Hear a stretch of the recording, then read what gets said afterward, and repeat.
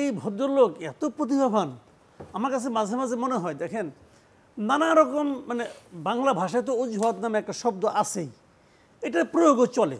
নানাজন নানাভাবে প্রয়োগ করেন, কিন্তু উনি প্রতিভাবান এই কারণে যে উনি এমনভাবে এমন এমন শব্দ এখানে চয়ন করেন, এমন এমন কথা বলেন, এমন এমন লজিক দেন অথবা এমন এমন এক্সকিউজ দেন যে শুনলে না মনে হয় কি যে না এই শব্দটা তো আর কেউ বলতে পারতো না,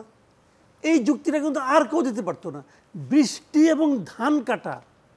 মানে আমার কাছে আমি মুগ্ধ হয়ে গেছি ওনার প্রতিভায়, যে বৃষ্টি এবং ধান কাটার কারণে কম, ভোটার উপস্থিতি কম। আর যদি ভোটার উপস্থিতি একটু বেশি হতো